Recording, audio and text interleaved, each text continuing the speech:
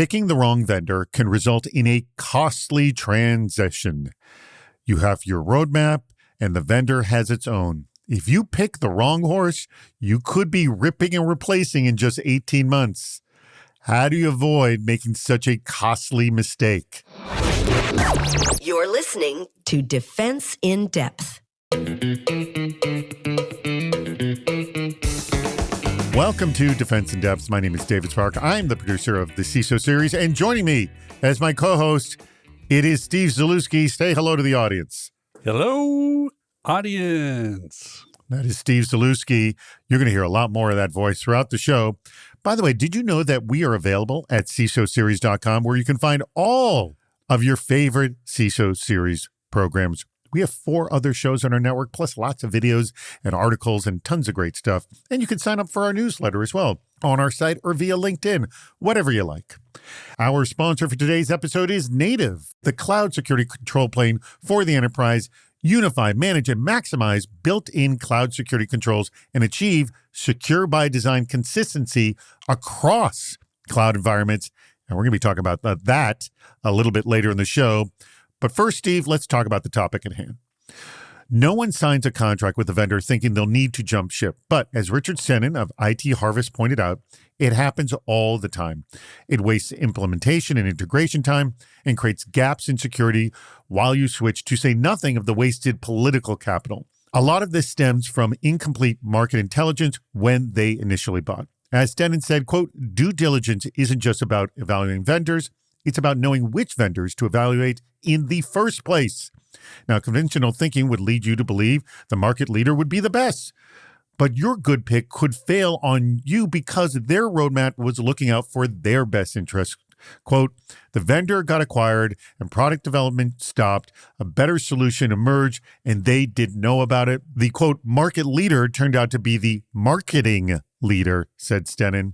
Steve, this seems like a trap that far too many of us have fallen into. Have you fallen into this trap yourself? Oh, yes. And I think one of the things we want to talk about here is it used to be a trap. More and more, I think we're going to realize is it's actually status quo, and it's something we have to get better at. So I'm really looking forward to this conversation. That is a good point, and that's a scary point as well. Yes. Joining us for our conversation is someone we've yet to have on the show. So new sponsor, new guests, all wonderful. This person is the former CISO over at StockX, Paul Guerra. Paul, thank you so much for joining us. Hey guys, big fan of the show. Thank you so much for including me, and love the topic that we picked. So excited for the discussion. Does anyone understand what's going on? Genevieve Bader of Starbucks said, quote, I've experienced this in several companies where they don't vet the vendors thoroughly and end up regretting the lengthy contract they signed. Contracts are also not read carefully, which makes the vendors' failures very hard to hold them accountable for. And Anatoly Chikhanov of Primary Venture Partners said, quote, vendors have gotten way more flexibility with term duration. I remember doing a 3-year terms all the time, but around the pandemic time, something changed and I started to see many more 12-month commits and even 6 months commits. That's incredible. Granted, yes, the price is a bit higher. I observed about a 10% higher on average, but doing a 1-year contract is a better option, I think, nowadays for most companies, given how fast the pace of change is. So I think maybe what you said at the beginning of the show, Steve, has to do with Anatoly's comment. Is like, if everyone thinks this is what happens, we have to go to 1-year commits here, don't we? So I think what you're saying is 4 or 5 different use cases. And we have now got more of these use cases coming up. And so for an example, right, a 3-year deal, that's what they want. If I'm limited from CapEx and OpEx, I almost have to do a 3-year deal because it's the only way I can get the revenue, because I have to be CapEx limited or OpEx limited. And yet I know I'm going to have to abandon it in 2 years. Another use case, so many in security startups are new and they want revenue and they're willing to be very flexible just to be able to say you're a customer and they'll give you a 6-month deal. Okay. So again, a perspective there. And the third one I'll offer is when we went with cloud, and now when we're doing AI, we're pushing the security envelope of capability right to the edge with the business. And oftentimes the business is pivoting in 12 months, and we need some new technology because the use cases have changed, and therefore we have to pivot off of something even though it's only 12 months old. This endless pivoting, Paul, is this your life? A little bit. So I'd say a couple of things. One is the market is moving lightning fast, sometimes faster than enterprise buying cycles. So by the time a tool is fully deployed, the problem you were trying to solve has already evolved from that point. So look, I think it's a tough time to be a CISO. There's too many options. It's also a tough time to be a founder. New competitors sometimes every month, depending on what domain you're in. Or look, it's even harder to be a VC. Who's going to win the category? The valuations we're seeing these days are crazy. Things are just evolving so quickly. I think when we talk to some of these vendors, even some of the startups, a lot of the roadmaps that they're sharing with us, they're aspirational documents, not so much commitments. And then you start talking about acquisitions, platform pivots, pricing changes. Those are now normal and not necessarily just edge cases. So example, like we had a leading AppSec vendor and they increased their price by 35% year over year. No change, no additional modules, no anything, no increased volume, just 35% just to go and keep up. Sometimes the safe choice often creates the biggest lock-in risk, and you just don't know it at the time. What problem is this solving? Peter Margaris of Congruix said, quote, "Isn't there also a problem with enterprises evaluating vendors based on their Magic Quadrant rankings, miscellaneous reports, pay-to-play vendor rankings, etc.? Rather, what they should be doing is technical due diligence and evaluation based on what problem they are looking to solve." Andrew Plato of Zanacity said, quote, "There's also the big boy sales technique. They wine and dine customers, telling them how massive and important they are and how awesome and respected the CISO CIO will be if they implement the vendor's product. You're a big boy if you buy our stuff." I like that. That's all right. Good scenario. All right. Couple of things I want to bring up. So Richard Stedman, who initiated this discussion, by the way, I consider him the only analyst that is truly counting every vendor in this space. And he knows he can't keep up. He's at around 4,500. He estimates he's maybe 500 to 1,000 off because companies come and go and it's hard to know everybody. But given the number that Gartner measures and the number that he knows, he estimates Gartner only is covering about 3% in their Magic Quadrant in their analyst reports. So if you're only relying on Gartner, you are looking at a very, very tiny percentage of the market. But at the same time, I remember talking to Wendy Nather, who at the time was the researcher for 451 Research, and it was her full-time job to be looking at companies and researching them. Full-time. And she was only looking at a tiny percentage of the market. So this is a losing proposition any way you look at it. You're never going to know everybody, are you, Paul? No, definitely not. So kind of these Magic Quadrants, they do definitely optimize for procurement comfort, not necessarily operational fit. And some companies buy categories, not capabilities. And I think some of us do pigeonhole these vendors into these artificial domains. So not intentionally, but external inputs are by these categories. And sometimes our budget line items are also by those same categories. Vendors do optimize messaging for their largest addressable market, not necessarily our edge cases. So my thought is if you can't describe the problem you're trying to solve in one sentence without buzzwords, you're probably not ready to buy something. You have to know the exact problem and threats you're solving for in depth. Needed detailed requirements, a testing plan, and a way to score the results at the end is imperative. And sometimes when you buy a platform, you need a specific tool. Some of the best vendors are often bad fits because they solve too many problems poorly. And then you're left with some unfulfilled capabilities.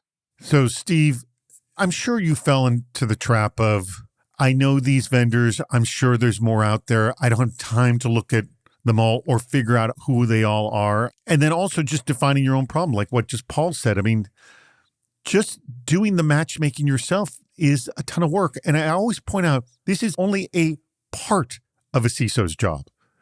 It's not your full-time job. It's only a part of it. What do you do in these sort of overwhelming situations, Steve? It comes back to this. Am I trying to pick the best solution? Am I trying to pick a good solution? Or am I trying to pick the right solution? Now, you can argue those three questions are all the same thing, but they're not. Am I picking a solution because I have to make my boss happy? Am I picking a solution because I have to make my board happy? Am I picking a solution because I have to make my line of business happy? Am I picking a solution because I have to make my auditor happy? Every one of those can result in a different outcome for the product that I pick. And the Magic Quadrant, like it or not, right, is a good indicator for the right answer for some of the ways that I posed the question. And I think that's what we're getting at here is if the question changes because the requirements change and it's no longer about the best tool from a technical perspective, but you're looking at the political landscape to pick, or you're looking at keeping your job, or you're looking at downsizing requirements. You have to appreciate the entire picture as to how you arrived at the conclusion, rather than just simply saying, well, the Magic Quadrant is pay to play. And if you pick that, your job is safe. That's no longer true. Well, they would want you to believe that. But one quote that Mike Johnson, who's one of our co-hosts for CISO Series podcast and currently the CISO of Rivian, he said something that our community rallied behind, and that was, I'm not going to ignore a vendor just because they do not show up in the Magic Quadrant. And everyone was applauding that tremendously because they don't like the fact that it becomes sort of a gatekeeped experience, which I know Gartner would love people to believe that, so more people see value in their product.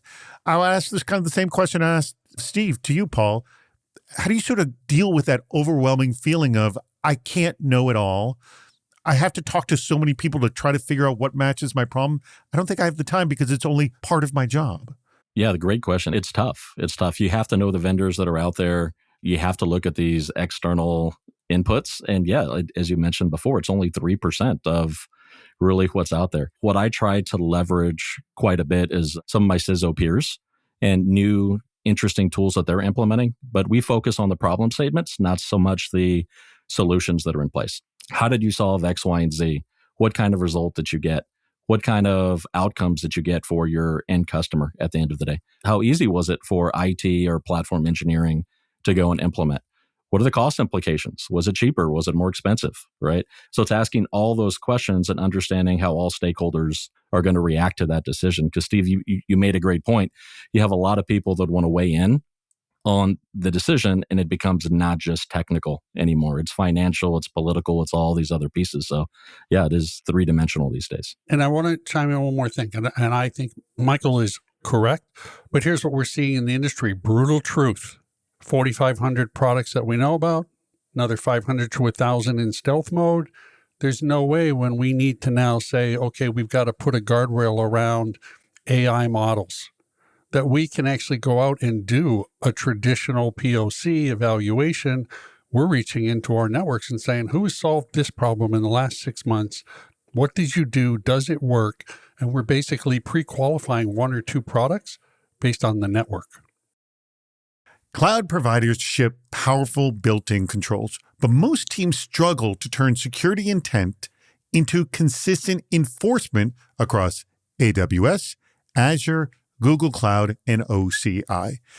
Different policy models force security teams into manual translation and one-off exceptions, which get brittle fast as accounts, services, APIs, and AI workloads change. Native is the secure by design control plane for cloud security. It helps teams operationalize provider native enforcement, manage intent centrally, and roll out changes safely at scale.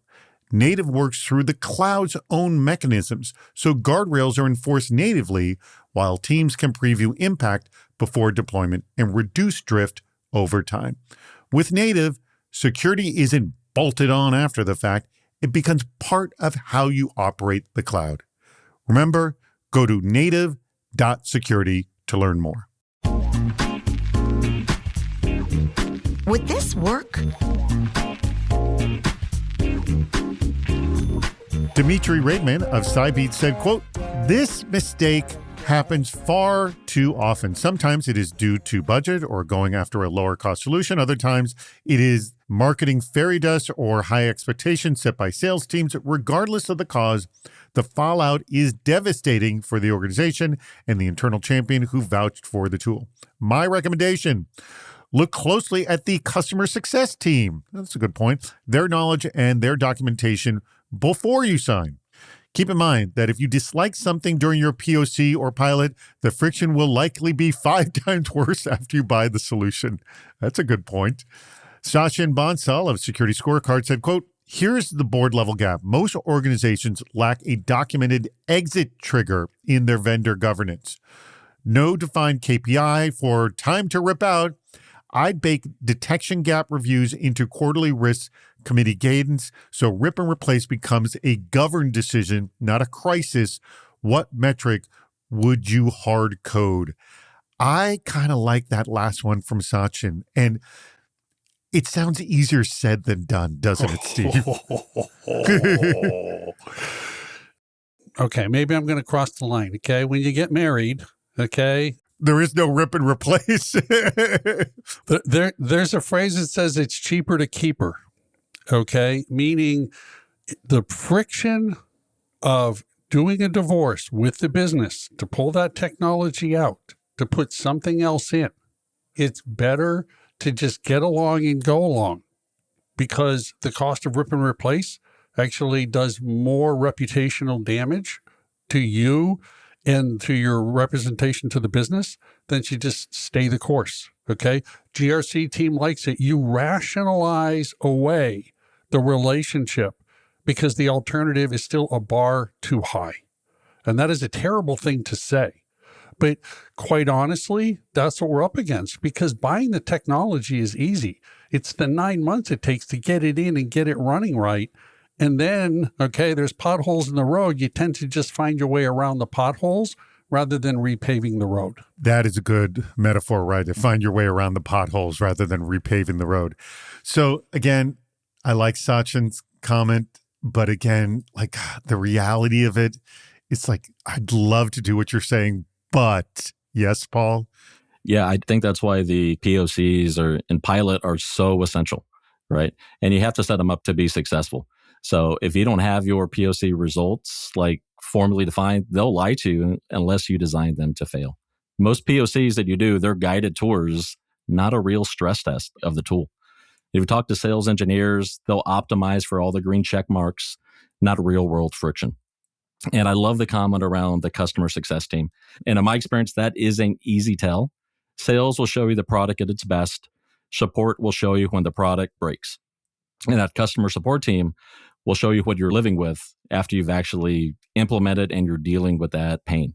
So if something is annoying in these proof of concepts, think about it as operational debt after you purchase. It's a really good point. And I, honest to God, I wish I knew who said this, but I remember one of our guests said, the question you should ask is, tell me about a time that things went really wrong and how you dealt with it. And also tell me like how you deal with worst case scenario type things. Like get the story of things going wrong out of them. Steve, have you done that before? Yeah. And here was a rule of thumb for me. I would want to meet whoever ran customer success.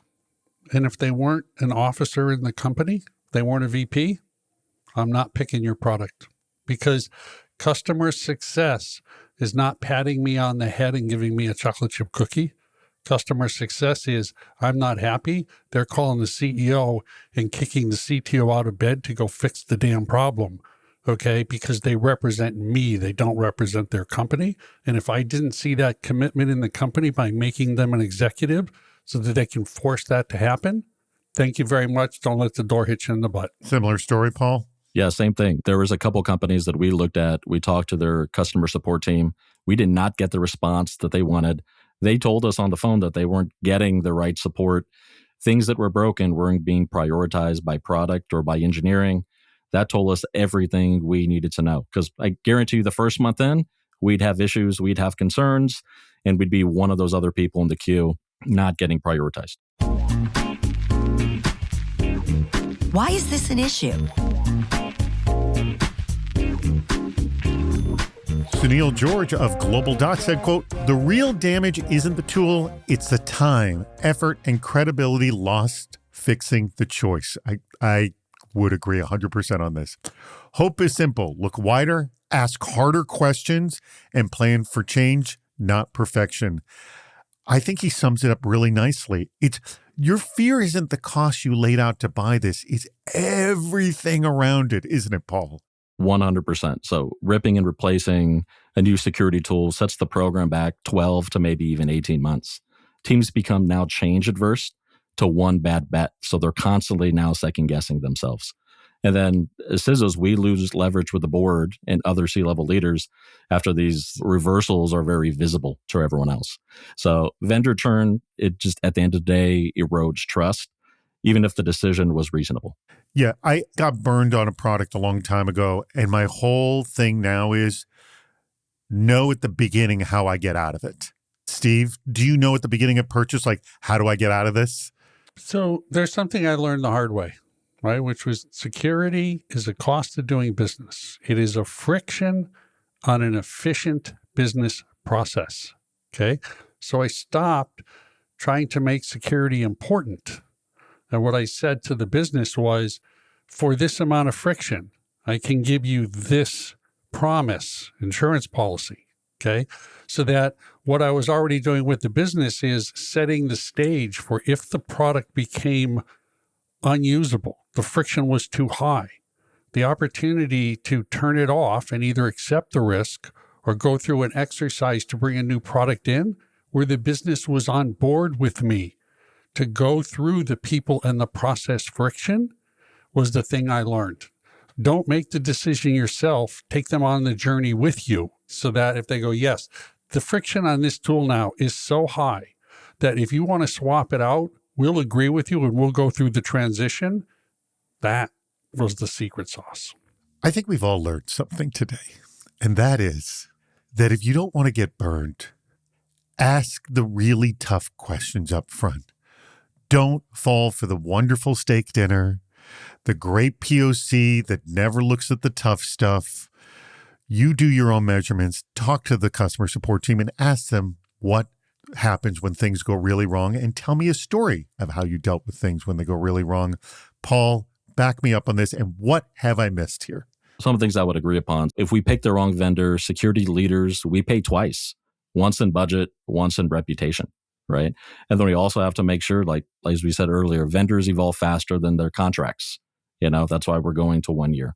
And then attackers evolve faster than some of those vendors do. So the buying strategy we have has to absolutely assume both. I love that. Anything to add to what I said and what Paul said, Steve? I would simply say you're not wrong if you abandon a product before the license time is up. That more and more now you have to be really sensitive to the environment that you're operating under and be comfortable with realizing the world has changed and you need to be able to change your ability to protect it. All right. With that being said, I'm going to ask you first, Paul, of the quotes that I read here, all a bunch of great ones, which was your favorite and why? So I really like the last quote from Sunil. He's talking about the damage it takes if the tool isn't implemented correctly. And he's talking about the time, the effort, the credibility lost. And the way I'd summarize it is we're not going to always be right, but our goal isn't to pick the perfect vendor. It's to avoid the kind of mistakes that are expensive to unwind. So as long as we go through the proper process, we do our due diligence, we bring along all the stakeholders involved, and it's all of our collective decision to move forward. If we've all made a collectively incorrect decision, then we can go find the best solution in the future. Good answer. All right, Steve, your favorite quote and why? See, when he does it, when you get a great answer like that, what do I do? But here's what I'm going to do. I'm going with Sachin Bensal over at Security Scorecard. The one just beforehand. Yeah, that was also good. The one I loved, difficult to implement. Yeah, the one you love, difficult to implement, right? Which is define the KPI for time to rip out. But the question was, what metric would you hard code? And my thought here is the metric to hard code is what we talked about is the friction for the solution with the business too high that you want to make a joint decision to move on, not pick a traditional measurement of time to market or something else. So he's absolutely right that we need to think it through, but don't think traditionally in understanding what the metric is. Well, that brings us to the very tail end of the show. Thank you very much, Steve. Thank you very much, Paul. And huge thanks to our sponsor, and that is Native, the cloud security control plane for the enterprise. Remember, go to their site, native.security. They're the cloud security control plane for the enterprise. Unify, manage, and maximize built-in cloud security controls and achieve secure by design consistency across cloud environments. Native.security. Just go there. It's spelled just the way I just said it. Thank you, everybody. As I always say and always mean. No, I don't. I sometimes get into this very earnest voice. I really mean this. I'm not going to do that this time. I'm just going to say it straight out. We do appreciate your contributions and listening to Defense in Depth. We've reached the end of Defense in Depth. Make sure to subscribe so you don't miss yet another hot topic in cybersecurity. This show thrives on your contributions. Please write a review, leave a comment on LinkedIn or on our site, CISOseries.com, where you'll also see plenty of ways to participate, including recording a question or a comment for the show. If you're interested in sponsoring the podcast, contact David Spark directly at david@cisoseries.com. Thank you for listening to Defense in Depth.